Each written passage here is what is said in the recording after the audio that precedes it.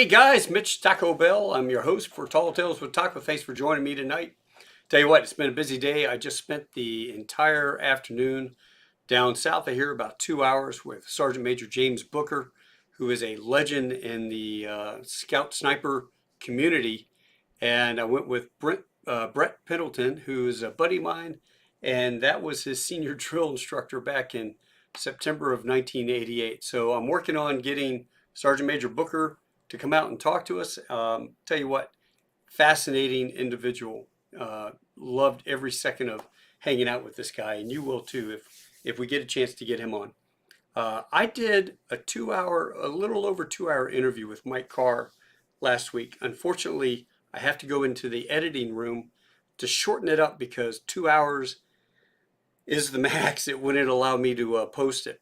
Mike graciously agreed to come back on because he had some other funny stories he had thought about later on. He goes, gosh, I wish I had told this story. And I asked him, hey, why don't you come back on and we'll sit there and shoot the bull and tell some funny stories that you remember. So without further ado, Mike, how are you, brother? I'm doing good. And you? I'm great, man. Tell you what, a little chow in the belly, some wine. Life is good. There you go. Yeah. All right. So we had talked about some of the funny stuff that had happened to you in training, and I think on the last conversation we had with Chris, I joked about that cartoon that was up in the Hmm. squadron room where the infantry guy sitting huddled and it's raining. He goes, God, this sucks. And then the recon guy's like, God, I wish this would suck more. The water's coming up. And then you see the force recon guy and snake's about to bite him. Lightning's dropping. The water's up to his neck. He goes, I wish it would suck here more. And the pilot's flying overhead, nice and dry, eating the Subway sub, going, God, I bet it really sucks down there. Yeah. You know, I read some of your stories and talk about Panama because I laughed about the zoo. I laughed about your patrol out there. And I figured you could probably tell that a hell of a lot better than I could. Oh yeah. So when we got to Panama, I was with 2-8. I was with a rifle company, and the whole company, as I remember, didn't go down, but they consolidated. So it was like two platoons and weapons platoon kind of deal. And as as we got down there, it was February, I think, of 1990. So it was right after Just Cause, and it was kind of weird because there was like a line in the sand that, like, if you went past here, you guys took. They gave some live ammo, and and others not. Um, but I was like, I never knew what that line was. But so when you get down to Fort Sherman, where the Army used to have its jungle school, they had an actual zoo there, and in the zoo they had all the different wildlife that you would see out in the jungle of Central America. It's one thing to see it in a picture. It's another thing to see it like 2 feet from you. Like, oh, that's exactly what it looks like. And I'll remember that easier than a picture or something. So we went through the zoo, um, and in the zoo, it was like everything was like, you see this? Don't touch it. It'll kill you. See this? Don't mess with it. It'll kill you. Down to the frogs that they would use. The natives would use and put just a little bit of the stuff that they secreted on the tips of their darts, and they were like poisonous darts. It was like poisonous frogs. So it was like, man, anything you touched, you're like, man, no, I ain't gonna touch anything. Well, how the guys do it in Vietnam? There's got to be something that you're a fear, primal fear that you're able to get over Yeah, to to be laying there and having some poisonous snake just crawl across you, and you know that if that thing bites you, it's like a two stepper. yeah. How do you do that? How do you build up that? Well, Or do you for me, just scream like a little girl? well, so here was my process. So when we got there, they showed us the zoo animals and all that, and then they took us out to a thing called Bunker Hill. Out in Bunker Hill, it was an old like position that they had that had bunkers, and they're all tied in. It was like an old defensive position that they had, and that's where we started our land nav course. We had to work our way back to Fort Sherman. And they gave us the emergency azimuth. Like, okay, something happens, just hit this azimuth, and it'll bring you out to the road. Then you can walk the road back in. And it's Um, pitch black. It's well, nighttime. well, no, no. So this is daytime. Oh, So and if you've been in triple canopy jungle, you realize that, again, there's 3 layers of trees and foliage. So it gets dark like 2 hours before sunset because the sun just can't penetrate through. If you're in like single canopy jungle, then it gets thick on the bottom because the sun's able to get down to the ground, and that foliage is able to build up or grow. So we were in triple canopy jungle. They set us out. It was like noon or 13 or 1400, whatever it was. We started our movement. We're going. We found our first box. Good. I think we found our second box, and they broke us up into 3-man teams.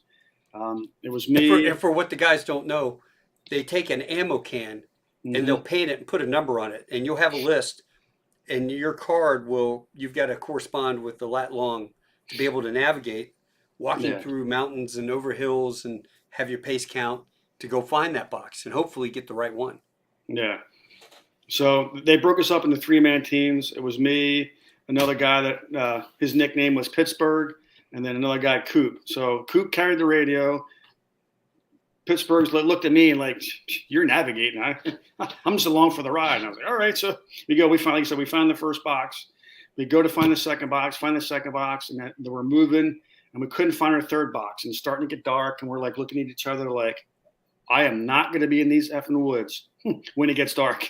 Yeah. And it gets dark, and we're like, oh man, we're sitting there because they briefed us like, hey, you need to either stop or get out before it gets dark, because we had a Ranger battalion that was down here, a couple weeks earlier, and like, oh, we can do this. We're Rangers. And they had like 5 broken legs in like a 10-minute movement. So they're like, all right, we're hunkering down, because it just gets so dark. You can't see literally in front of the hand in front of your face.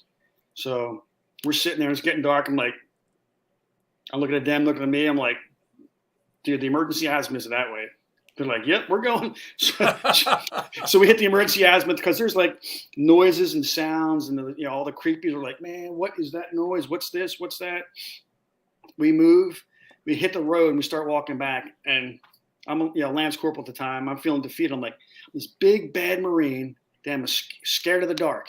Then in my mind, I'm saying this, and then as we're going, one of the lieutenants we popped out in front of us, and I could hear it, and I recognized his voice, and I was like, oh, that's Lieutenant so-and-so.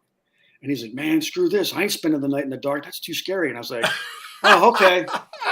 If Lieutenant so-and-so, who's a Naval Academy grad, is thinking the same thing as me, I'm okay and I'm good. So we work our way back. But then after that, it just, because we went out, doing that was like exposure 1. Exposure 2 was just getting out as a squad and a platoon. They're like, okay, all these other dudes are here. I feel a little bit more safe. With all the sounds and everything else. So I guess you guys didn't do a lot of night land nav out there for that reason. Yeah, no, we didn't really do a whole lot of night stuff at all. Did you come across any animals? Well, we did. So we went out on a patrol, I think a few days later. So I think it all ties into the same kind of story, the bees and everything else. So we get on this LCU, and we ride like 2 hours upriver. LCU, the landing craft, like craft unit. Yeah. So you think of World War II, with the gate comes down in the front when they hit the beach. So that's what they had to move us up the river, because it's like a flat bottom. They can get it further up and not have like the V hold or anything. So we insert. We're going to be there for we're going to be on patrol for 3 days. We insert, we stop. We get out, we push in, we do our security halt. That thing leaves. Listen, let everything kind of come back to life. We pick up and start moving out. I don't know, 10 or 20 minutes later, the dude in front of me bends down. I'm like, what the hell's this guy doing? And he takes his cover, and he's like swatting at something. Like, what the heck? I was like, oh. And I reach up, and all 4 fingers are touching something. And it was an Africanized killer bee. So Holy crap. So the point of that is it doesn't lose its stinger. So it's like sting, sting, sting, sting, sting. And by the time I reached up and threw it down, I was like, bees! The guy that was swatting ran forward. I turned around and ran over the guy behind me. And our patrol like split. And I'm sitting like, oh, and then it hit me again. I think I swatted it and killed it on my back. It stung me once or twice in the back. Damn. And I was like, oh, and it was painful because it got me like right here. And I was like, I think it got me in the eye. After we consolidated, we went like a couple hundred meters. We stopped. They stopped. And luckily, Doc was on my side. So he's like looking. He's like, no, I don't think, like move your eye around. I was like, no. He's like, I can see like 5 or 6 stings right here, right next to your eye, but it didn't get your eye. And that was one. That was like that was, 1 or 2 yeah, bees. that was 1 bee because it Did you just get landed too close to their nest? Did you No, see the guy in front of him was flying around him. He swatted it. When it hit him, it pissed it off and it landed on me and then stung me. Oh, nice. Thanks. So, buddy's only 2 words, right? yeah. Well, I mean, I probably would have done the same thing. I don't think he meant to swat it and it hit me, but so we're sitting there. I'm like, Doc, it's killing me. He's like, hey, here's a tablet of codeine. So I took a tablet of codeine. Like now they're trying to coordinate between the front half and the back half. He comes like, hey man, how's it doing? I was like, it's still hurting. Like 10 minutes later, give me another tablet of codeine. And then about 5 or 10 minutes later, he's like, is it still that? I was like, the pain hasn't gone anywhere. It's like it's still the same. So within 20 minutes, I gotten 3 tablets of codeine. And then after I got that 3rd tablet of codeine, they're like, pick up, we're moving out. So as soon as we started moving, my blood started flowing. All that codeine kicked in. And I was like, hey. That was the best march I ever had. Hey, Doc, can you slide me a couple of those for the PFT? So we're sitting there, and as we're moving, they're like, hey, where's Lance Corporal Carr? We want him to navigate. I'm like, hey. They're like, oh, no, he's not doing any navigating. And then we patrolled for another little while, and then we did a security halt, and then they're like, we don't want to leave Carr behind. So they dummy quartered me to some guys were laying in our security halt. And then what about the cougar? What about the jaguar? Well, so yeah, so we continue on, and this might have been a different patrol. I can't remember, but on that one we were out and we're going, and we're supposed to cross this road, and they all knew like I liked recon and snipers, and that kind of small unit stuff. So they would always kind of use that. They're like, hey, Carr, come here. So yeah, it's like, we need you to recon the road. I was like, okay, cool. And we're about 400 or 500 yards short of the road. So like we shouldn't have done was send me up by myself, which is what they did. They sent me up by myself. What should they have done? 2 guys? Yeah, 2 guys. Yeah. Always have, 2 is 1 and 1 is none kind of thought process. If something happened to me, they would never know where I was, what would happen versus somebody else going with me. So I push up and I'm like, I get up, move up. Then I crawl up to the road. I'm looking left, looking right, and just looking down the road to see if there's any sign of anybody or whatever. And I was like, okay, we could probably cross here. And then probably about 30 yards across the road, this bush shook. And I was like, it kind of caught my eye. Then I hear this ungodly, I was like, what the fuck was that? I slide down and start hauling ass back, moving slowly, but, tactically. And I get back and I'm getting close. They could hear me coming. And all you hear is click, click, click, click, click, click, click, click, click, click. Everybody's clicking off safe. They're like, we're going to shoot whatever the hell that thing was, that was just screaming. And I was like, hey, it's me. Whatever the running password was, I think I used that. It's Carr, don't shoot. Yeah. And they're like, oh, okay. Like, what was that? I was like, I have no idea what that was. But that, I was like, we were all on edge. We go up, we do the danger crossing. Don't know what it was at the time. And then we continue on with that patrol. A day or 2 later, I'm in the chapel and I hear that scream again. And I'm kind of like, and the intel officer, like I said on the last podcast, was the sniper platoon commander. And he looks over and he's like, man, that's all right. Hey, it's in the zoo. I was like, yeah, I figured that. He was like, but that was the jaguar in the zoo. And I was like, oh shit, I was 30 yards. I was like, I must have been downwind from that jaguar where he didn't smell me. Wow. Dude, what's funny? Did you ever do in your travels? Did you ever come across the runs, the hash runs that the Brits had? We did some of those in Okinawa. Yeah, we ran hash in Okinawa. You go out, you run 5 or 6 miles and drink a bunch of beer, sing Irish songs at the end. Well, as I flew around the Pacific Rim, I did hash runs wherever I could. Cocos Island, Australia, Darwin, Hong Kong, Thailand. Broke down in Thailand for a week. And we're hanging out in one of the local bars. Expat there goes, hey, mates, if you'd like to do a hash run, bus will be here tomorrow morning at 6:30 or whatever. Come out, $5. And we're like, oh, okay, great. So we put on our clothes, we go out there and go running. Now, it's um, it's a rubber plantation jungle. Mm-hmm. And it's so funny because years later, I was watching some movie and they filmed it, and I go, "That's in Phuket, Thailand. I know exactly where that looks just like the rubber tree Mm-hmm. plantation we ran through."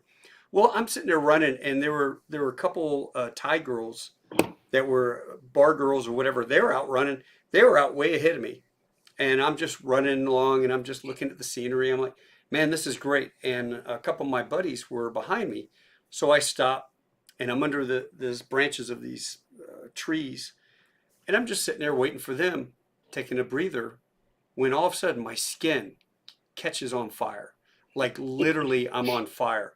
And I look down, and there are these massive red, like army ant looking things. Mm-hmm. And they were dropping out of the vines on top of me, and they were all over me. And Yeah. I lost it, man. I was like a little girl in the middle. I ran out from under the tree because I realized they were dropping on me. Yeah. But there must have been about 100 some ants had dropped on me at this point. And I'm in the middle of the field now, screaming like a little girl. And these three Thai girls double back. They hear me yelling. They double back, and I get tackled by these three Thai girls, and they rip all my clothes off. And they're picking all. I mean, the ants are everywhere, dude. And Yeah. they Yeah. are. And when they bite their little pincers, Mm-hmm. they didn't let go, and so they're pulling them off like ticks.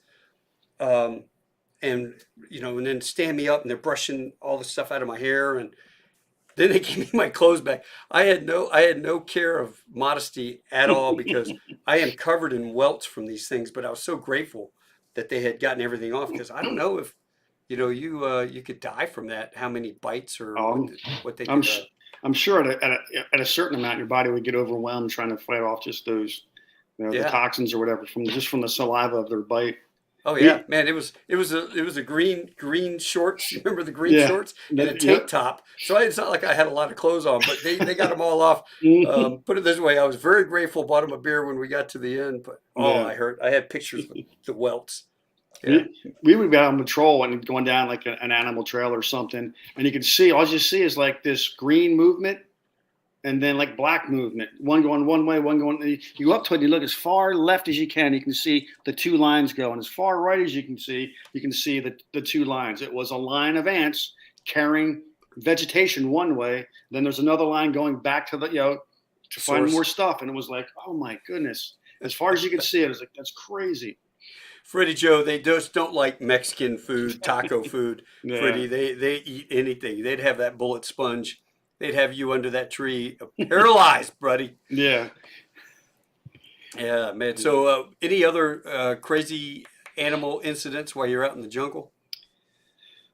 Not not there, no. I mean, we've had like when we were in Iraq, I can't remember who it was. We were sitting there laying. The guy kind of woke up, he's like looking, and this is in northern Iraq in '91. He's like, ah, scared, screamed like a little girl, and then it was a camel spider that was like huge, that Yeah. just came out of his butt pack.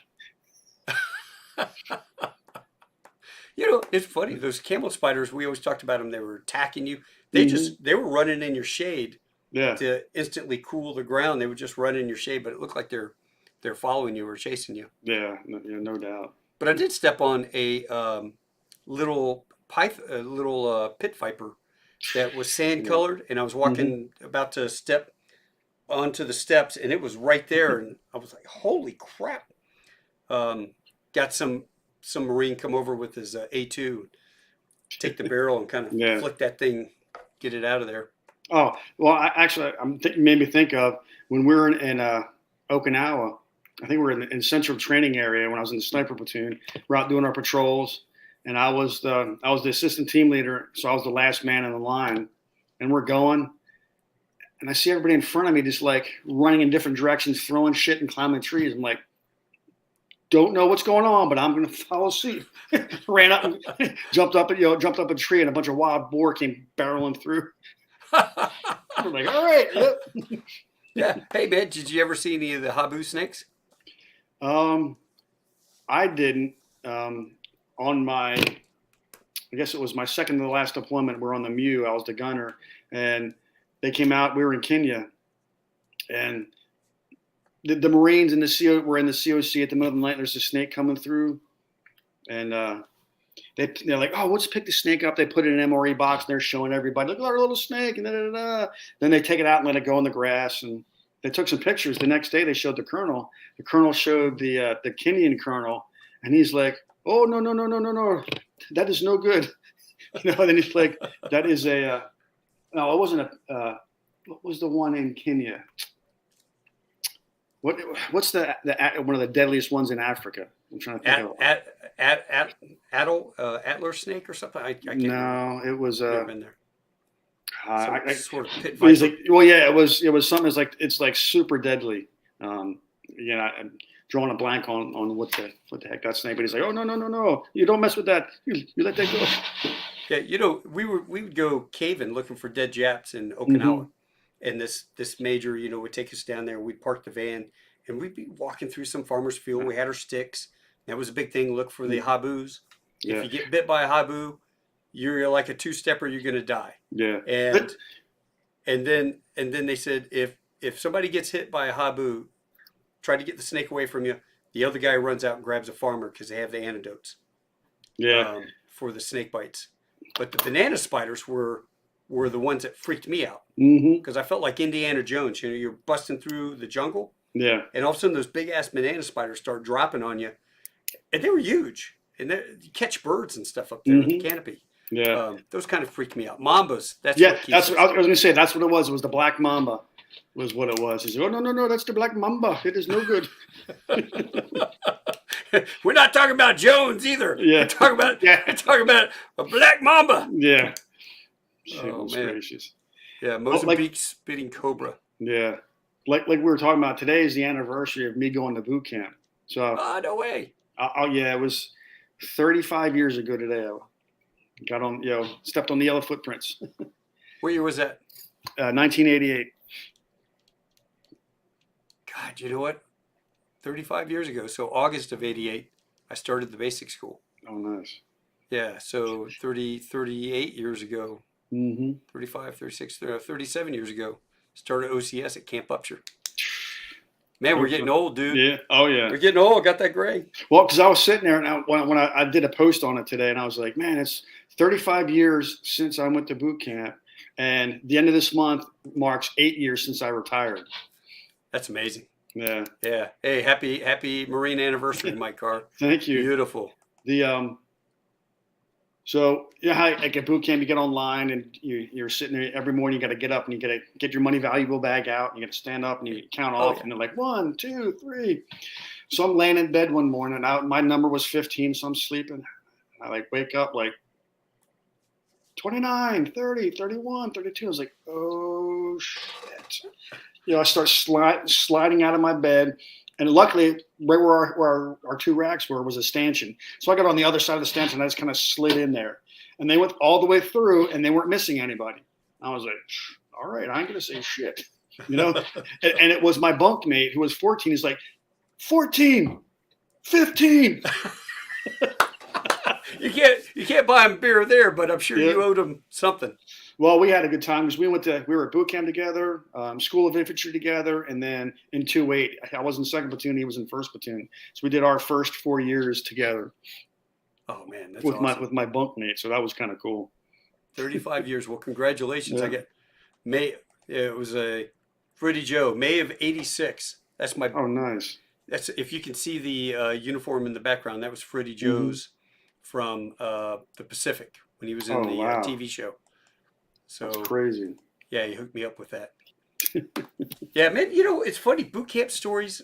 When I got back, I started writing stories like you did, like you said to me, because you start kind of remembering the little things. And it's funny because we had a guy named Sparks, and Spark,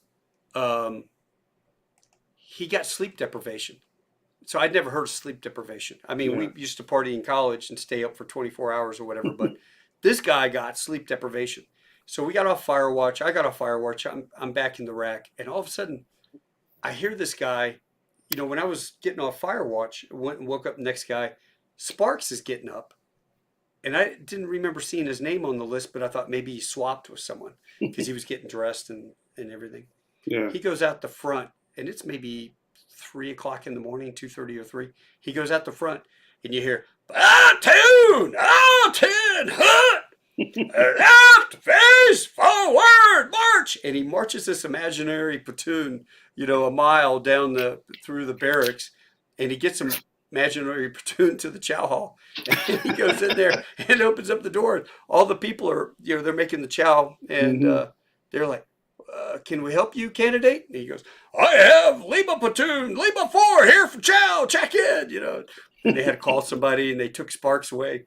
Oh, Well, geez, that's crazy. the platoon sergeant comes in and goes, I guess by now you all have heard candidate Sparks is no longer with us. He kind of spocked out. and, that's it. He was gone. Yeah. So OCS was good. Oh, Good kid. yeah. You got good memories. Oh, yeah. We were when we went out to the field. They called it a BWT, Basic Warrior Training, for all their like field stuff, throw grenades and all that stuff. And we're sitting there one night. I'm in my shelter half. I'm laying there, and I'm all laying on my back and nice and comfortable. And I hear screaming and yelling. I'm like, I wake up like, what's going on? Look around, and my isomat has formed around me. A hurricane had come and formed and hit, and our area was flooded. And I was dry because my isomat formed a little boat around me. But I had to get up and get all wet, tear all our stuff down. We got pulled out of the field because a hurricane came, hit Paris Island, or at least close enough to it that we got pulled out, and we did the last like 2 or 3 days in the barracks. And we did stuff in the barracks, and they brought us chow. We weren't allowed out, but it was crazy. Wow. Yeah. Thank God for the isomat. Mm-hmm. Boy, that never felt so good. Yeah. So all the crap that you had to roll up, the guys would always steal the rifles. Did they do that to you all too? Drill instructors come sneak around if you didn't have your rifle wrapped around your leg, and they could grab it and pull it out. Yes, yeah. If they could get it from you, then they tried. We had, especially from the other platoon, 20. I think it was 20. It was either 2068 or 2070. One of their platoon one of their drill instructors, Sergeant Jordan, was a recon guy, dual cool, and he would like sneak around and all kinds of craziness. Yeah, you had a story about a guy losing his rifle in Iraq. Oh yeah, we did. We did a patrol to verify whether a village was occupied or not, up deep in the mountains of northern Iraq. It was like a 2-hour, 7-ton or back then 5-ton ride to get to our insert point. They dropped us off. Our platoon patrolled towards this huge mountain, and then we ended up paralleling it. I was the navigator, and then we made our way into where the city was, or the village was. We got there. My squad stayed up. One other squad went down and like pushed through the village, and there was still nobody there. Because what we were verifying was that they were there because Saddam had used gas and other stuff to get the Kurds into the mountains and away from their villages. Mm. So we were trying to see if they had come back to the village or not. Was the purpose of the patrol. So we verified that there was nobody there. We picked up. We moved our extract point. We waited for the 5 tons to come and get us. We get picked up, and so now it's like 12 or 1,300 or something. That you guys took a dip in the stream, or you were doing something? Yeah. So you got a little distracted. Well, no. So we got extracted, and then the rest of the company that weren't doing anything. There was another stream a river that was close to where they were. So we drove back, after our patrol, and then we stopped where everybody else was at. Laid our rifles down. We went and did our stuff. We swam for a little bit, and we're like, hey, we're all tired because we got up at like 03. And it's like 15 or 1600 now, and we're like, all right, we're going. The artillery forward observer was like, no, I'm staying with these other guys. Like, all right. And literally, I was the one that passed his rifle off to somebody from weapons platoon. Hey, here's Corporal so and so's fucking rifle. Here it is. He's like, all right, I got it. I remember seeing him laying it down on the M60, which had the rest of their guys' stuff. And so we got up and we leave. They do one more whitewater raft ride down the river, get off, and they're working their way back, and somehow, by the time we get back, the word comes that he's missing his rifle. We're like, what the hell? So I guess they left. And as they were pulling everybody's rifle up, I got to get my M60. Take the M60 up, lean that last rifle against the tree, and didn't think like, I'm the last guy here. Let me take this rifle. But instead, they just leaned against the tree. And then by the time they got back, he's like, hey, where's my rifle? Oh, so-and-so's got it. Oh, okay. And then when they start doing the accountability, like, oh, shit, he doesn't have his rifle. So they're like, and then the guys from weapons platoon were like, Carr never gave it to us. No. I was like, that's BS. I did give it to you specifically, and I leaned on the M60. So me, my lieutenant, and a couple others from weapons platoon had to go spend the night away from our base out in the mountains. It was like, I don't know, maybe a 30 or 40-minute drive to where that was. So now it's like 5 of us in the middle of northern Iraq. At night we go there. We didn't find any rifle, man. I'm sure as soon as we left, all those locals came scurrying down to see what they could find and get. Like, oh, we got a rifle. Hey, shit. And like I said, we searched that night. We spent the night out there. That was kind of a little nerve wracking because again, there was only like 5 of us. Get up the next day, looked around again, never found it. And really? I think he just got he didn't get much.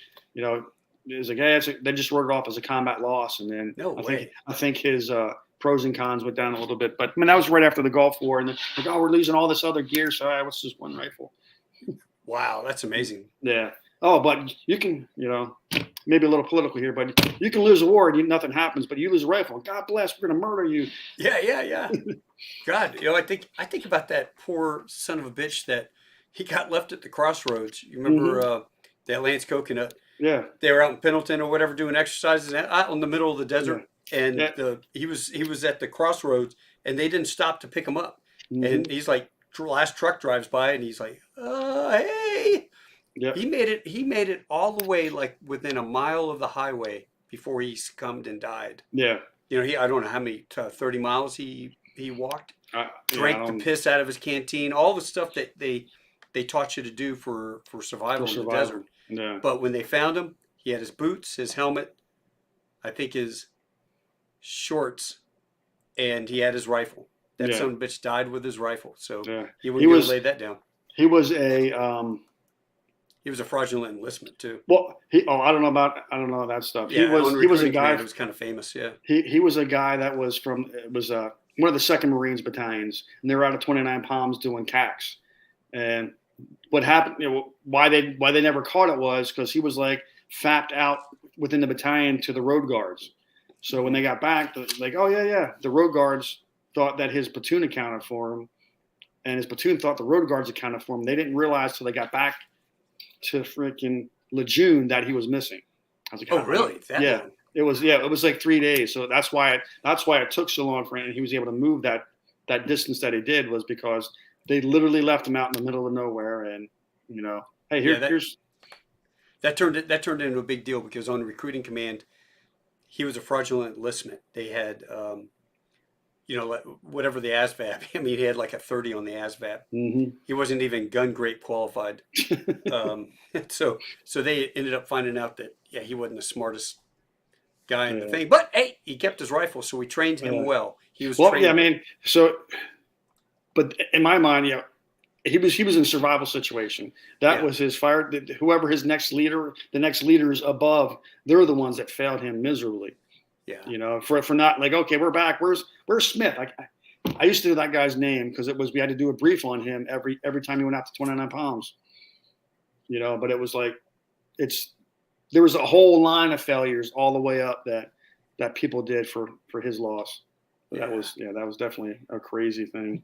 Yeah, Freddie Joe was like, 29 Palms. Yep. Yep, that's exactly where it was. CACs, 29 Palms. That's miserable. Mm-hmm. Oh yeah. So what other good stuff? The rockets falling out of a helicopter.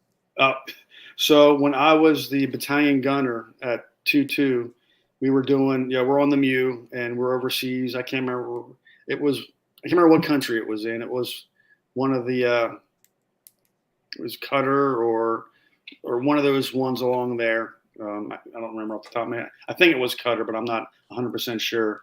So two things happened. One was they had this high plateau where the king was going to sit and watch the exercise, the demonstration exercise. So they set the seat, they spray painted where the seat was going to be, and then they had one general sit there with a radio to another lower ranking general that was down where all the vehicles were. So they were supposed to all come up and come online and stop online and then start engaging. So what he did with the general that's and then he's like, hey, this is what the king's seat's going to be. He would sit there and like, all right, and he would like tell him a little forward, a little back, mark it, and he'd spray paint some stuff. He'd spray paint a rock, and they'd go to the next field, move them up, move them back, spray. So it was an exact line right where the king's going to see.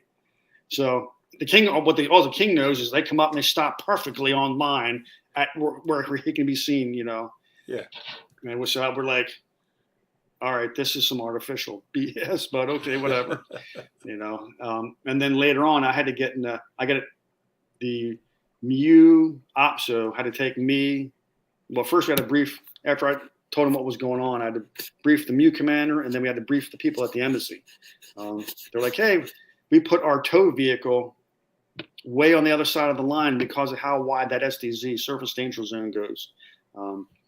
And I was like, where it was fine. But then they had a Milan missile that was going to be like right below where all our people were. So the king, the ambassador, the MU commander, and all those were up there. And I was like, during the first set of rehearsals, I'm like, I don't know shit about a Milan missile. So I got on my BlackBerry and I sent an email to like an all gunnery email, like, hey, help. I need a Milan missile, SDZ. And then I ended up getting linked up with Carlos Hathcock, not the sniper, but his son, who was working at the teaching the resident range safety officer course. And then he sent me the Milan missile SDZ. So I drew it out and I was like, oh shit, we're way deep in the side of this SDZ where we're at. So I told the MU OPSO, because the MU doesn't have a gunner, only the BLT does, and you become the de facto MU gunner. So he brought me to the MU commander and I laid it out like, hey sir, if that rocket goes or that missile goes erratic, we're deep in that SDZ. That thing could come up here and hit us. He's like, all right, yep, brief it. So we went and told the country's military. I think they called them the QUEF, Qatarian something force. And so we're like, hey, that you can't shoot that there. Like, oh no, it is okay, inshallah, it'll be okay. We always shoot it from there. It's like, if you shoot it from there, there'll be not one U.S. person up on that hill, And then they're like, huh. And then that became a little bit of a stink. And then we had to go to the embassy, me and the OPSO, to brief them and kind of lay out and show them on a map the STZ and what could happen.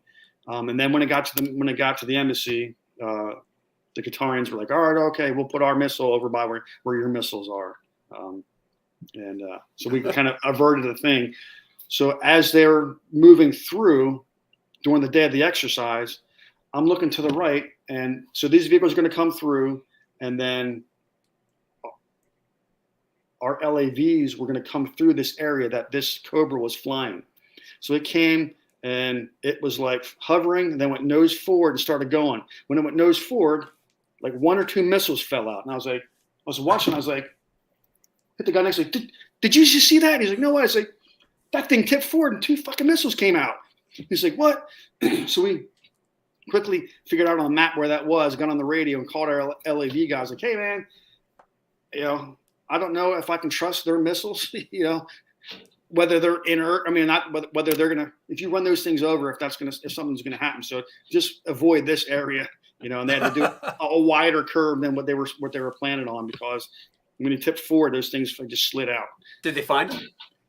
They weren't ours. So I was like, at that point, we told that the other country's military, like, hey, there's missiles over there, and they're like, oh, okay, and Inshallah. Yeah, well, that was the general thought and feel for those guys, was like, oh, it's whatever. God, how was it working with those guys? Some countries were good. We did, Who's your favorite country? Overall? Yeah, to work with. Probably Israel. Oh yeah. Yeah, How was that? we did that on my first MEU. We came out there, and again, big bad tougher U.S. Marines. We get there, and at the time, I don't know why it was like hush hush that we did cross training there. Um, we get in there, and they're teaching us like quick kill stuff, so like shooting from the hip, and firing. And because I don't know why, we took our bolts out and then had to put 22 adapter bolts in there, and we're shooting 22s. So we're sitting there trying to fire and doing the quick kill stuff. And this smoking hot Israeli girl comes up and she's like, no. She just pulls it, slings her Uzi from the side, like burp, burp, burp, burp, burp, and just like puts a group in all the targets. We're like, yeah, we suck. A couple guys come home with wives, Israeli wives, because I've seen, there's nothing sexier than, some of these Israeli girls in uniform with their M16s on. It's like, oh yeah, a sexy girl with an M16. That is pretty awesome. Well, I mean, because everybody's in the military there, so no matter where they're at, they're carrying their weapons. So like out at the beach in a bikini with like an Uzi, like, man, that is hot. Or you're just walking around, like we're shopping around, like, oh man, look at her. Oh yep, and she's got her gun too. Yeah. There's not a lot of rape over there, I bet. Yeah. Yeah, don't mess with them. How about the rocks? Did you work with the rocks? I didn't specifically when we were on the MEU, or not the MEU, when we were over in Okinawa in '92, the sniper platoon, we got sent over to Korea to do. We were an aggressor force for a MEU-ish type element coming ashore. A typhoon hit Okinawa, and they couldn't leave when they were supposed to, but the exercise was still going. So they canceled the landing, and then instead of using whatever battalion was going to do that, they used us. Was that Ochi Focus Lens or whatever exercise I don't know, they do? Team Spirit maybe or something. I don't. It was like September, October. I think it was like September of the year of '92. Mm-hmm. But so the sniper platoon didn't really do anything with them. Like we talked about on the other one, where we went out. We did some stuff. I guess it was tasked to do for the recon platoon. Like, hey, go here, see what this hill, and then do a sketch of this beach. How much of this beach can you see from this hill, and different things like that. What was the deal? You were out there once, and some guys, AK-47s, were yeah, coming down the trail. Where was that? That was in Korea as well. But were they North Korean? I never got a straight answer, so I don't know. But our maps were blacked out for that patrol, so I don't know. We also, as I remember correctly, we were also given ammo on that one. So I had a magazine of every rifle had a one magazine, and then the saw gunner had a drum. That's all you had was one magazine? Yeah, so it was more like a defensive kind of thing than it was to be offensive. Hey, at that point, that was the only time we had a live ammo. We were out doing stuff on our own there the whole rest of the time. And we never had ammo. It was just like, all right, here we go. Yeah, I was going to say, Skelly and those guys would say 18 mags is minimum. Yeah. 18 mags. Because, you think about it, firefight, mm-hmm. You can run through 30 rounds in about half a heartbeat. Oh, yeah. So, but talking about working with the rocks, we didn't, but one of the other guys I knew from my old rifle company was sitting there. They're getting ready to do Australian repellents. The guy gets to the edge of the ledge, and, the guy behind him grabs his gear, and he's like, click, click, click, click. So he thought that he did the double wrap of the rope to do the, he's like, hey, here's your break. Then he just click, click, click, click. And he's getting ready to go forward. He's like, no. He grabs him by the scruff. He's like, no. I was just testing the gate. You're not hooked in yet. Oh, man, Australians face down, running down the mm-hmm. side. Yeah. Ooh, but that's the only thing that, other than that, it was just, they can outdrink the shit out of us. Yeah. At the end of the whole big exercise, we had a big party, and then there was a lot of soju. Soju, yeah, exactly. A lot of soju that was drunk, and we stumbled our way back to the, as like a battalion formation, just weaving our way through, and that was a nightmare. Not a nightmare, but it was good. There was a lot of drinking. Yeah, Rock Marines, man, they're tough. Mm-hmm. I remember reading books in Vietnam. If the NVA attacked, those guys would go out and just slaughter everybody. And the NVA, leave them alone. Let's go attack the army over here. Mm-hmm. They're not going to give us half a hard time as the Rocks would. Yeah, I mean that's like even in Mogadishu, they knew by either the sleeves rolled or the black boots, because Marines who came in with black boots, And then some units had their sleeve, like when I was at FAST, we weren't necessarily tactical, we were just sleeves rolled. So they knew like either the black boots or the sleeve rolls, those are the Marines. You don't mess with the Marines. Yeah. Or you were the guys to attack, because we had the dizzy camis, and one of my majors was on a 100 jingle truck run in Afghanistan, and they had gotten out and a truck broke down, and so that stopped the whole convoy. Well, he's sitting in the third MRAP, and he's waiting. Finally, he gets out to go back and see what's going on, and that's when the bad guy saw him, because when the convoy went again, triple stack landmines under the thing, and they waited for his, because they saw the Marine uniform, saw the other Army dudes, but they saw the Marines. They were like, "Fuck those guys," and blew his MRAP in the air, flipped him a couple times, broke his back, punctured his lungs, the TBI. Yeah, that was tough. Yeah, the Somalis not so much. They learn like, oh shit, we don't mess with the Marines. The other guys will mess with, but not the Marines. We were on a patrol in northern Mogadishu. One of our vehicles didn't stop in time. One of our Suburbans didn't stop, hit the vehicle in front of it, and it was barely drivable. And at that point, we figured out where a compound to take it to that was friendly, that we could basically strip it down, but it would stay. We'd lock it and stay somewhat secure there. As the platoon commander and others are down there dealing with that, my vehicle was at the outer perimeter, if you will. It wasn't even really a perimeter, but just at the T intersection. And I see a technical drive by. You're talking about technical with like a 50 cal in the back or something? Yeah. So like it was like a pickup truck with some kind of machine gun in the back. And I'm like, all right, note this up. I see it, And then it comes by a second time. The first time that the local guy saw it, he stood up and he's like, all right. He gets the kids a little closer. Went by the second time, and he's like, she's the kids inside. And I'm like, all right, this is not good. This is all the shit they say. It's, we're getting ready to get hit. So I tell I'm talking to my guys, like, hey, watch out, get ready. I get on the radio, like, hey, there's a technical cruise around here. You need to hurry it up because we're getting ready to get hit, And then the guy's now inside, and he sees the technical driving by really slow a third time. And the old man's sitting there looking, and he's like, and he looks at me, he's like, soldiers from the sea, we want no death here. And then shuts his his shutters, and then you hear him inside the house shooing the kids at the back. And I was like, we're getting ready to get hit now. And it came around. And what are you in? We're in that one picture I sent you with us with the up armored Humvee.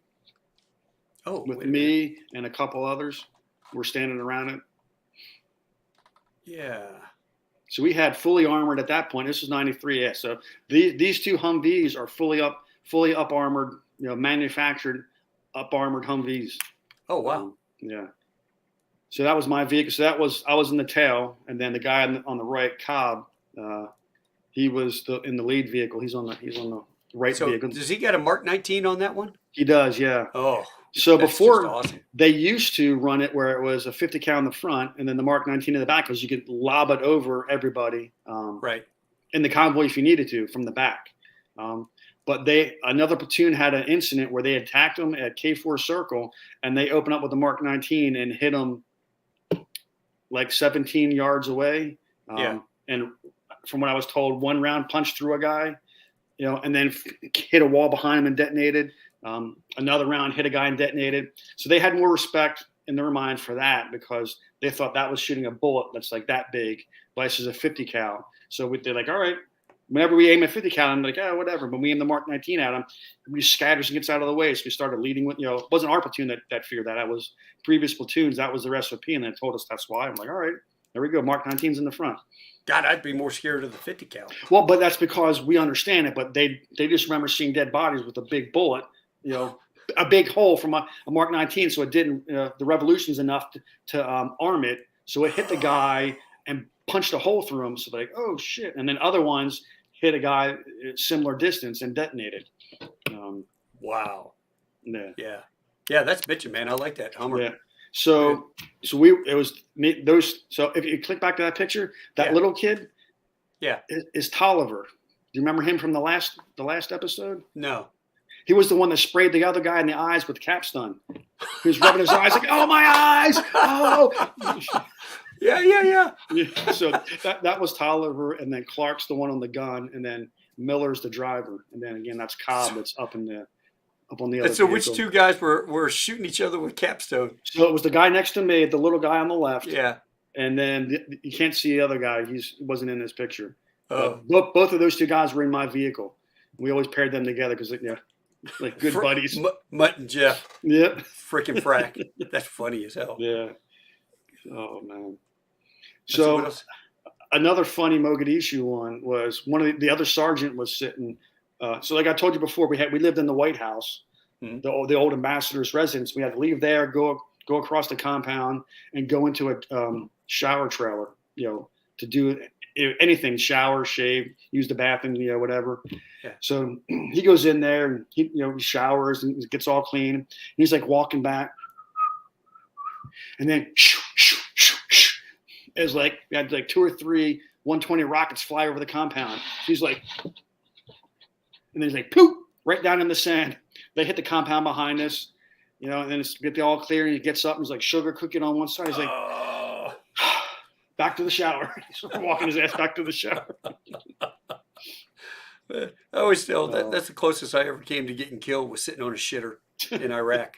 And they always shot the 122s at us from Fallujah. Yeah. They would aim over there at TQ, and they would just launch 3 at a whack. Yeah.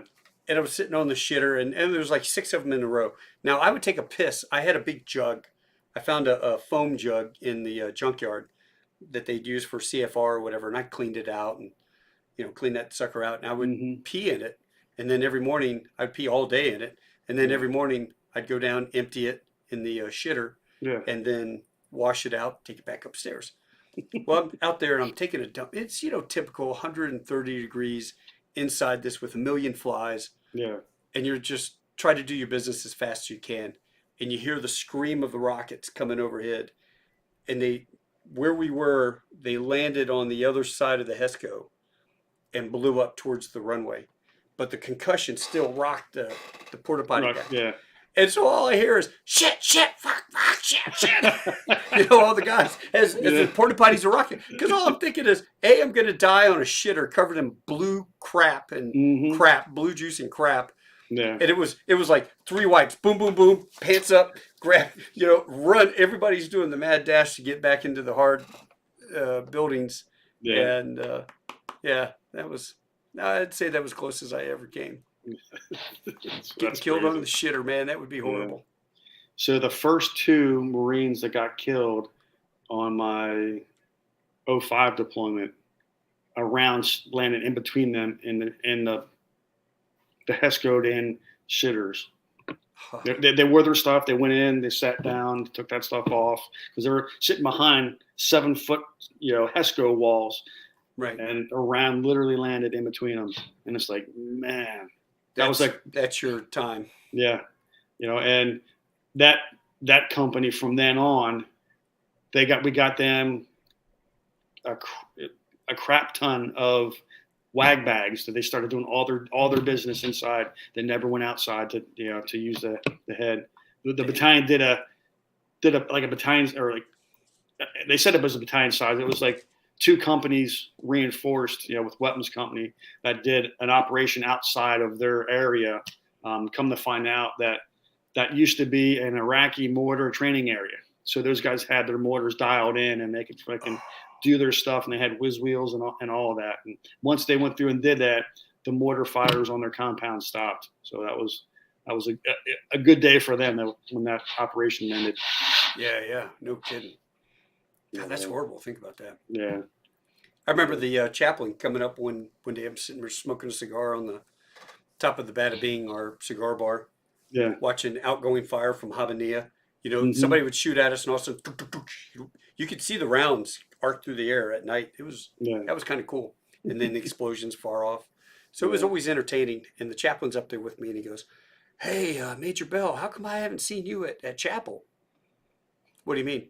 "Well, you never come to chapel." I pray all the time, chaplain. I'm good.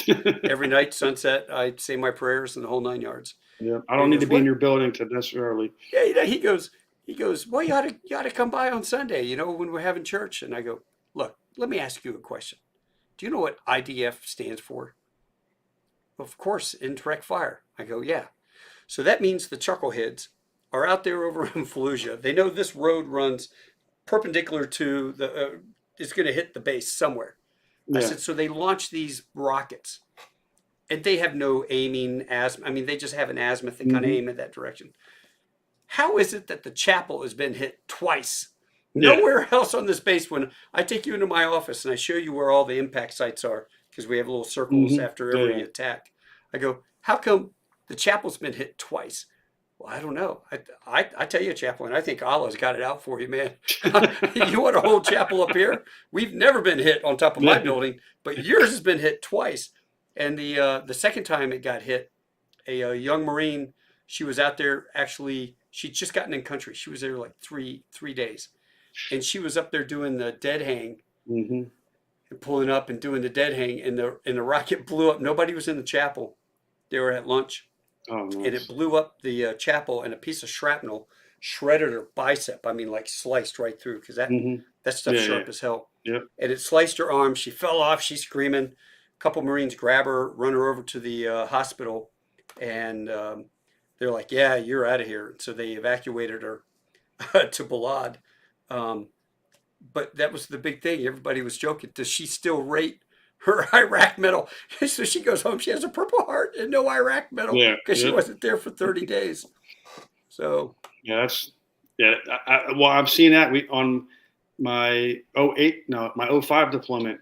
We had a similar thing where a guy was out and ended up being outgoing artillery from Camp Fallujah, flew over our Camp Bahria, which was right next to it, and they thought it was incoming. So he was like running for cover and twisted his knee. He was in country for like 24 hours and got medevaced out because he jacked his knee up. oh, yeah. Yeah. No medal, man. Yeah, Yeah. You've been to Iraq? Yeah. 24 yeah, hours. yeah. So we were in on that deployment, and I was the battalion lodge chief because my battalion gunner was expecting me to get promoted to gunner or get selected for gunner and have to leave early. So I'm out touring all the different places that were taken over, and one of them was the motor pool. So I go down to the motor pool. 1-6 was the unit we were relieving. So I go in, I'm looking around, and some of them were like snickering a little bit and like, "Hey, Gunny, you need to go check out what they have up on the roof." Okay, climb up on the roof, turn around, and there's two female Marines with their sports bra rolled up as small as it can be, and their silkies rolled up as small as it can be into like this thong little thing. I'm like, what the? I was like, I'm because infantry battalion back then you didn't have females, but they Right.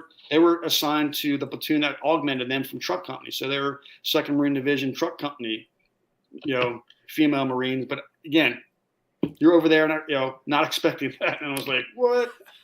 And I looked down. They're all like with a face of amazement, like, what? And they're just like they're all laughing at me, like, "Ah, we got Gunny!" Yeah. Dude, they did that all the time. Mm-hmm. Oh yeah, They did that. Can you see the prop back there? yeah. Came off whatever we used, the UAV we had, Mm-hmm. and VMU2 was there. And I would drive my truck across the compound. At TQ, you had to drive all the way down. It was like a 15-mile excursion to get over to those guys. But Air Boss, I had my radio. Hey, Air Boss, I'm going to cross on Echo, blah, blah, blah, going to VMU2. Roger that, Mm-hmm. sir. And so I would get in, and I would come in through the back door. So I never came in through the hid shed where everybody would greet you or whatever. I just came in through the operations because Yeah. I had a great deal with the XO. I would get all these props that didn't wind up enough RPMs or they got chipped and they would replace them. I would get boxes of these props and I would mail them home to people who supplied us with cigars as thank yous, Yeah. from the boys at TQ, smoking TQ. Thanks so Mm-hmm. much, blah, blah, blah. Oh, nice. Well, I walk in the back door and I would come over with boxes of these very expensive cigars and hand them out to all the Marines. So they loved it. Yeah. Well, I walk in, and right as I'm walking in, they've got all these big giant TV screens. And I hear tick, tick, tick. And I'm kind of excited. Troops in contact. Oh, I'm going to watch something from, what's going on. I'm looking on the screens. I'm like, why is he yelling tick? That's the west end of the airport there. Like, those are the bunkers. Those are the old hangars. Yeah. I'm like, why are they flying? They're starting to do a turnaround. And then all of a sudden I see the girls, and it was like 3 or 4 Army girls, and they were butt ass naked, Mm-hmm. laying up there, and their M4s are up against the side. The girls got sunglasses on, earbuds, totally naked. They zoom in. You could see the Energizer Bunny tattooed down low. Oh my God. And so all of a sudden I hear, and they're printing out these big color copies Oh of these God girls. bless. And about that time, I realized, probably ought to announce my presence. Yeah. Hey, boys, tick, huh? And they're like, oh God. And they're trying to control, alt, Yeah. delete. Can't do it. And they're like, sir, please don't tell the XO. I'm not going to tell the XO, hey, you want one of these photos? I'm like, no, I don't. No, thank you. Yeah. And then I go, why'd you call it a tick? And he goes, we call it telephoto incognito. He goes, we were flying back one day, and the guy was flying in, and our dude was playing with the camera. He's kind of looking around as they were flying the bird in. And we realized these girls sunbathe up there naked Mm-hmm. all the time at a certain hour. Jeez. So then we go over to the chow hall on the Army side. We try to find them, see who they are. But, Yeah. young Lance Corporal stuff. Yeah. So when I was at Fast Company, we moved from MB-28 to a Navy barracks called U-20. U-20 was across the street from the chow hall, and I was, they had the rooms, but then you had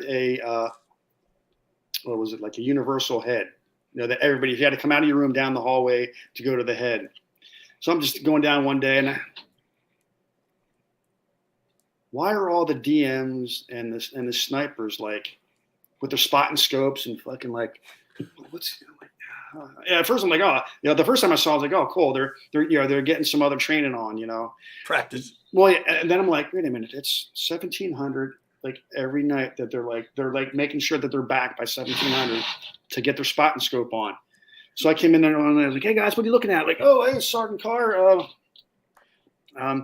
Every night at like 1700, PFC Walker gets naked in front of her window. Sort of like with the spot and scoop. She was a really attractive, young lady that worked in the admin, and I think, if I remember correctly, she ended up getting kicked out of the Marine Corps a little while later. But I was like, oh my God, you guys are killing me, man. Don't do this, man. I was like, yeah, don't do this. Let me get one more look. I was like, don't do this. Don't do this. But you might want to have security on the outside just in case, like, the platoon commander comes down. It's like, hey, what are you guys doing at? Oh, yeah. Was it? Where was this? In Mogadishu? Norfolk. Oh, Norfolk. Oh, yeah. God. Oh, that is funny. Because they had the females living in I think they were also part of the move because they're closing down the Marine barracks and they were trying to refurbish it and whatnot. So they were moving a bunch of people out and living in different Navy barracks. She just happened to be in the barracks that was above where the chow hall was, and she knew all our guys were like, hey, and she knew what she was doing. She was doing it on purpose, right in front of her window, knowing that all the guys were there looking, and just the craziness of Marines will be Marines. Well, I'm gonna say, male or female, Marines will be Marines, and they're like, especially the young ones. They're like 19 or 20. Yeah. Yeah. My Lance Coconut, man. Well, first of all, one of the docks shows up. When you went over to the docks barracks, they had a little chipper golf course thing, Mm-hmm. and they would chip from HESCO to HESCO with the golf clubs, and they had a little green set up. But when you walked into their B hut, they had every Maxim magazine girl ripped out and plastered all over the B hut. So it was just all the scantily, it wasn't Playboy, it was scantily clad, whatever. Well, one of the female docs went into the B hut, male B hut, and she was mortified. She was offended by all of the stuff. So she filed a complaint with the CO that they had porn and all this. Well, they did, in fact, have a shit ton of porn. And my buddy, the good buddy, I won't say his name on the air, knocks on my door one night and he goes, Taco, man, they're going to do a spot inspection on us tomorrow. I need you to hold on to this stuff for me. I'm like, what is it? It's like a big cardboard box, and it's filled with DVDs and porn and magazines and stuff I'd never even seen before. I'm like, you guys are some sick bastards, you know? Yeah, we got that in Sigonella. That's some good shit. I'm like, you guys are crazy. All right, put Yeah. it under that rack, throw, you know, the poncho liner over it, and just, I had 2 bunk beds. So I said, throw it over there, it'd be fine. Yeah. Well, the next day, they didn't get it. Next day, they didn't get it. Third day, I'm sitting on this big pile of porn. Knock on the door, I open it up, it's 2 NCIS agents. Major Bell? I go, yes. Sir, can we come in? I'm like, well, let's go up to my office and talk. Yeah. 2 NCIS guys. They go, let's go up to my I want to office invite and you talk. into my. Yeah, to my porn palace. Yeah. And so the guy goes, sir, we need to talk to you about some pornography. And I'm like, oh, God, you got to be kidding me. I'm going to get hammered, general order number 1, no pornography. I'm going to get hammered for the docs crap? Now I'm like pissed. And Yeah. I go, pornography? And he goes, yes, sir, we need to come in and talk to you. So they literally came in, shut the door. I lived in an old bathroom in this control tower. So I had 2 racks, my desk. I was sitting at my desk. And I had little camp chairs. And I unfolded those. And the guy's sitting right there. And he puts his arm, he's leaning on the box of pornography. He's leaning on this box. And he goes, sir, we got an issue with pornography. And I'm like, tell me about it. and I'm just trying to quell my heart beating. And he goes, sir, do you have a Lance Corporal Smuckatelli? And I go, why, yes, I do. He's up on the desk right now. Sir, he downloaded over 800 photos of pornography on his government computer. But one of the pictures is child porn. Ooh. And I'm like, ew, that's like, I remember that class, you know, that's like 10 years in jail for every picture. Yeah. Well, sir, we have to go confiscate the computer and laptop and take it and send it to forensics and all this stuff. We need to investigate him, talk to him. And I'm like, all right, let's go up there. And so he breaks down. He tells him, yeah, you know, the Lance Corporal Network passed out this code. And they figured out how to bypass the filters. And he was in the Yahoo chat room and just downloaded all this stuff. Well, they took him off for questioning. And they took the laptop, which I sorely missed because we had all the, you know, stuff for PPRs on there and whatnot, prior permission to land and different things we're working on. They take that. As soon as they left, I got on the phone. I called my doc buddy. I said, hey, you've got 10 minutes to come over here and get your box of crap out of my office, out of my room. And he's like, well, they haven't done the inspection yet. And I go, I don't care where this goes, but I'm telling you, because he lived right next door. I go, if you're not here in 10 minutes, I just had 2 NCIS agents leaning on your box of crap, telling me about my Marine who downloaded this pornography. I am not going to get kicked out of the war as a reservist because I'm holding on to your porn. So you got 10 minutes. If you're not here in 10 minutes with a dude to pick this thing up and take it, I'm going to throw it in the back of my SUV. I'm driving out to the burn pit and I'm throwing it in the burn pit. And he's like, Taco, no, man, you can't do that. The boys will kill me. And I said, well, then come get your crap, man. Yeah. And so they did. They came over and picked it up. And that was the last I ever saw of it. But I remember he'd opened it up and there was a blow-up doll. There was a blow-up doll and then there was all this stuff. And I'm like, you guys are really some sick bastards, you know? Yeah. Close it back up and threw it under there. Well, what they would do is they would take that blow-up doll. It was a nurse. And they would put it in the rack, somebody's rack, like if they were, it was hanging up in the rafters. And then when they came back from late night working or whatever, they'd walk in and find the doll in their bed or whatever. But they were always, I mean, it was kind of like MASH. They had a really good sense of humor, these guys, these Navy docs. But that was the last time I ever did that kind of favor. I'm like, nope, I'm done. And my Marine, they sent it off to forensics. They took his statement. He was straight up with him. He's 19 years old. They took his statement. They sent the laptop off. The forensics guys, literally within a week and a half, had come back and said, we looked at we could tell how long he looked at every photo as he went through the thing. And when he got to that one particular photo, it was open and closed. So a pervert child porn guy would sit and stare at it for an hour or whatever. But they're like, sir, recommendation, it was a mistake, and you know, we're not going to pursue criminal charges on him. So it's up to the command what you want to do. And so we you know, gave him a slap on the wrist, and he didn't do it again.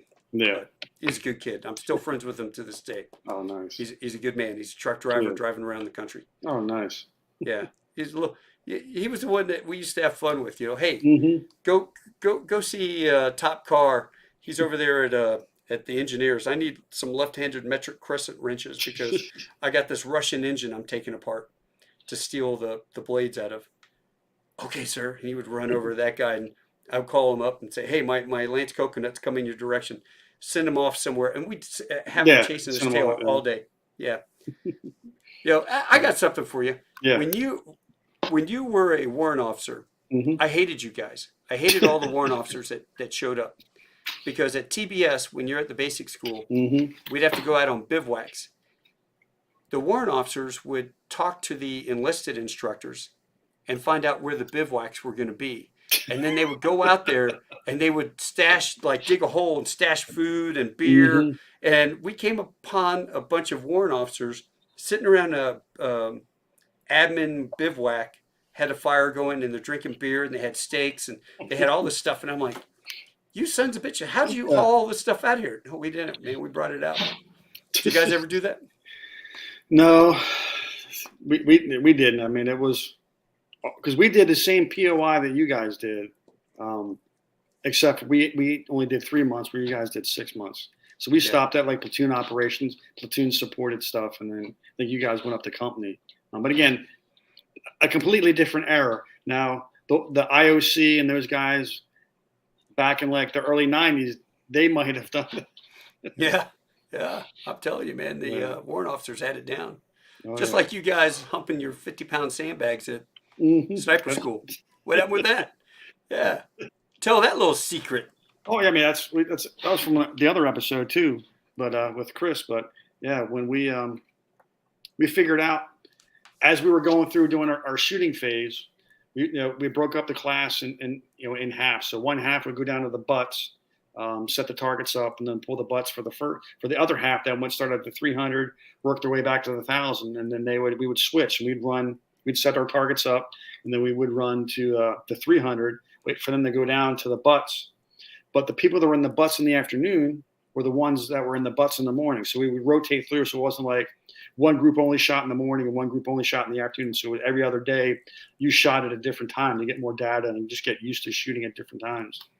So we're sitting there. I was like, well, if I'm coming to the butts again tomorrow and I don't need my sandbag, I was like, well, here we go. I took the sandbag out of my pack because back then we didn't shoot off of gear. We shot off of a sandbag.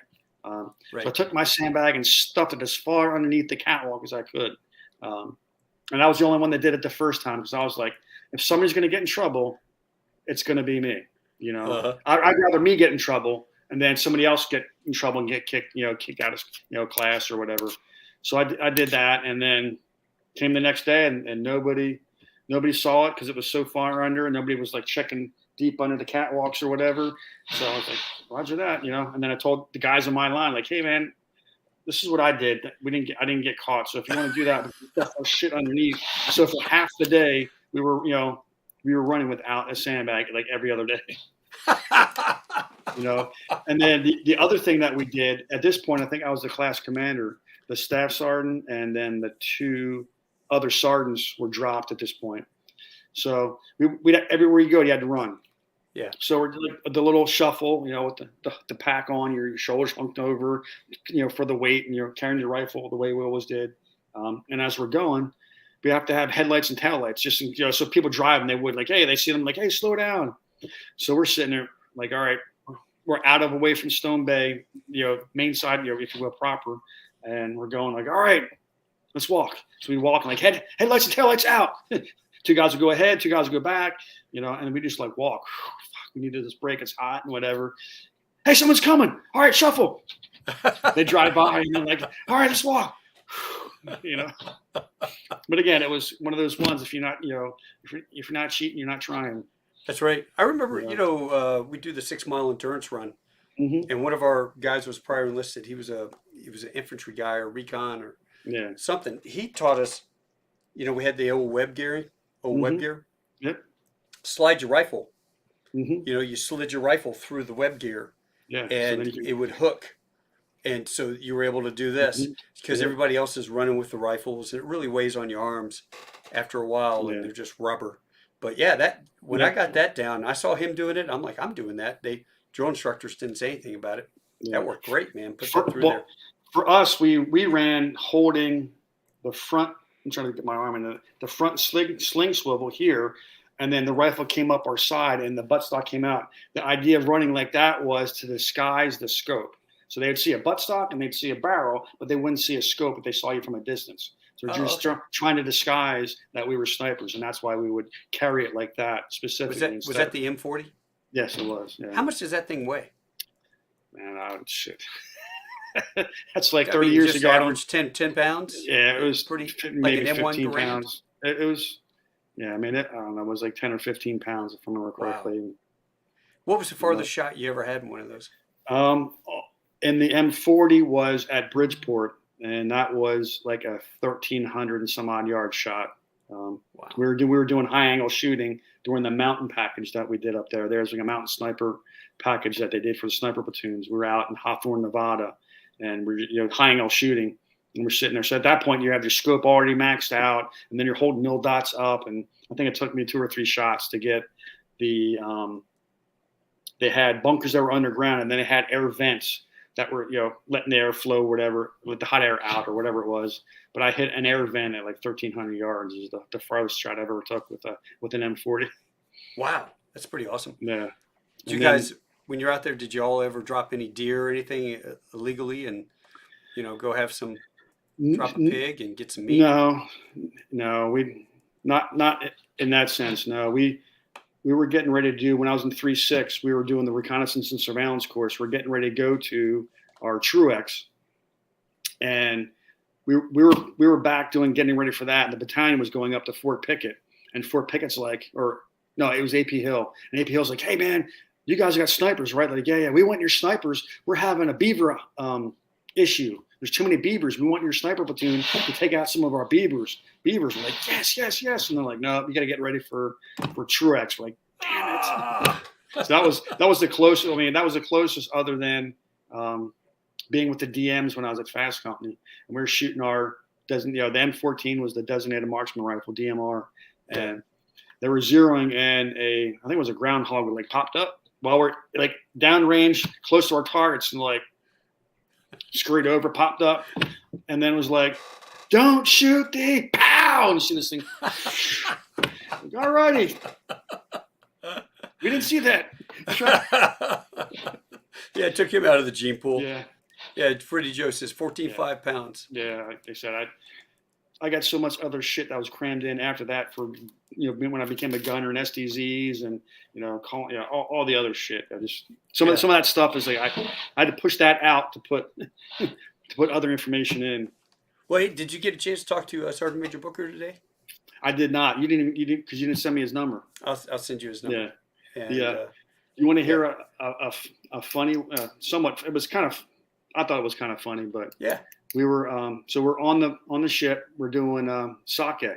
So back then you had the Maritime Special Purpose Force did TrueX, which was training in urban environments. So for our TrueX, we went to Jacksonville, Florida, and that's where we did 3 hits down in Jacksonville, Florida. That's one on the last episode where I was like, hey, we got off at the railroad tracks and patrol down and had to stop because there was the explosion and gunfire. That was a TrueX. So now we're at SOCX. The premise of this exercise is if we pass this, we are special. The MU is special operations capable. So we had to do a SOCX raid as the Maritime Special Purpose Force. So we get the warning order and we're going and we're on ship and we're flying from ship to Rocky Mount Airport. So we're landing there. We're in, so we change over in civvies, Packer camis, and we're getting our stuff ready. And then all the guys are like, oh, you guys think you're high speed because you're walking around in civvies and shit. Like, whatever. And just kept on going. And then we just did what we would normally do. We started doing it during the RNS course, and we continued it all the way through the workup. I told my guys, like, I'm going to be up in 25 minutes. I'm going to lay my stuff out, lay your shit out, and I'll be up there to inspect. And then everybody else still like walking around like, look at these guys, I think they're all high speed because they're in civvies. Like, we're just using this. This is the tool to get us, again, I don't know how much we blended in the back of a CH-47 or a CH-53 landing at Rocky Mount, getting out in cities, but we got into vehicles. But we go up, we lay our stuff out in the hangar deck, And then I went through and did like I did any other time. I checked everything off, all our special equipment. Hey, get on the radio, test your radio. Can you talk to somebody else? And then you see the other guys like, oh my God, this is way more professional than anything we ever do. I was like, okay, yeah, that just kind of shut them up with like, oh, they're walking around in civvies, but they're still doing professional shit. And then, so we fly in, we insert. And like I told you on the last episode that my team always did the south side. We're always on the south side, and so we're looking north. And on this one, the south side was on the bank of the Tar River. So we go in, we do we get to the sniper control center, we figure out our route into where we're going to go. We insert, we move, and we set in our hide site. And usually I like to keep everybody together, but on this one I think we split up. There was one guy observing, and then everybody else was just a couple feet away. So we settle in. I think it's like the second day, or that night we go and we're settling in, and then that next day we're like, I kind of wake up from my napping time, and then I was like, man, there's something's not right. And I kind of looking around, and you can start hearing it. And as light comes in, there's more and more people moving around. We're like, what is going on? Well, not 15 feet below us was half of freaking Rocky Mountain fishing the Tar River, not realizing that there's a sniper team that's sitting there like 20 feet behind them. So I was sitting there, I was like, all right, I guess my hide site, choice was pretty good, because they never ever knew that we were there, and, fished that day. And then, because I think that was a weekend day. And then that night, or later on that night, is when I think the hit went down. We ended up getting pulled out. Yeah, that happens in cities all around the country. Yep, it does. That's where you hear about the black helicopters in Miami, and yeah. all these military guys and all this stuff. Exactly. I mean, and it's all I learned later on when I was at SOTG teaching that it's all a thing. There's the 2 MEF has a FBI agent. I guess each of the different MEFs had an FBI agent that was assigned to them. That agent went down to SOTG and set these exercises up. So they'd go to the different cities and get the criteria of what they're looking for, and then the higher ups at SOTG would pick what city we would go to and all that. But it was all coordinated through the FBI. And then if we're going to hit like your house or your building, there's waivers for you to sign saying we can A, do it, B, that we can surveil, military can surveil your building, and other stuff. So there was a lot of technical stuff that was in the background to allow all that to happen. You guys using live rounds? Mm-hmm. Yeah. Wow. It's impressive. We did one of the ones when I was at SOTG, we did a hit in we did one in Petersburg, and then we did 2 in Hopewell. And one of the ones in Hopewell was was one in Hopewell and 2 in Petersburg. One of the ones in Petersburg was at a disco, like an old disco that wasn't being used anymore. And we as the instructors would set certain things up, like, hey, a guy would come by here at 45 every hour, and then see if the snipers or the sniper control center could pick up that we were actually, that pattern that was going on or whatever. And then we'd also, after, like 30 minutes or an hour before we'd actually do the hit, we'd stop, hey, get out of your scopes. We're doing a TV timeout, or we want to call it. We'd set stuff up, and then we would put, like for us, a 7.62 bullet trap with a 3D target in at one of the spots where one of the sentries would always hang out or whatever. And then we would do a live fire shot. And then on that one of those specifically, we come to find out that it was the green light was good. The yellow light started washing out the SIMRAD, which was the clip-on front night sight, and then the red light completely washed out the SIMRAD. So we're like, oh shit, we can't see it. Wait, and we're green. And I'm like, oh, we can see it. So we had a time where we didn't, but the RNS element had a time when the light was going, so that the direct action platoon coming around doing the hit, they actually came out of Coca-Cola truck that had the sides that rolled up, and there were like dudes driving out, shooters inside of that thing driving around. They stopped, and they timed it so they were coming around as the light went green. So our sniper took a shot. That's another funny story. So that sniper took a shot, hit his target. The DAP came out, hit the breach and made entry and cleared it. So wasn't my team that was up there as a shooter. So I was out watching. They cleared the whole city block and cleaned it out and set it. And then we set security with the local police so nobody could get in there. So I'm at like the Circle K watching out when the target site's behind us. And I can hear over the radio. They're getting ready to do the shot, and then you hear the crack over the top of. Hold on a second. You hear the crack over the top of the head of everybody from behind. They're like, "What is going? What's going on?" And some lady sprinted past me into the Circle K, and I was like, "When is she gonna?" And I'm like turning, and I saw her run back out to grab her kid. She grabbed her kid and ran back in. She heard the crack over, fly over her head, and she ran in like, "Oh shit, where's Johnny?" Ran back out, grabbed her kid, and ran back in. Kind of important. Oh, yeah. Man.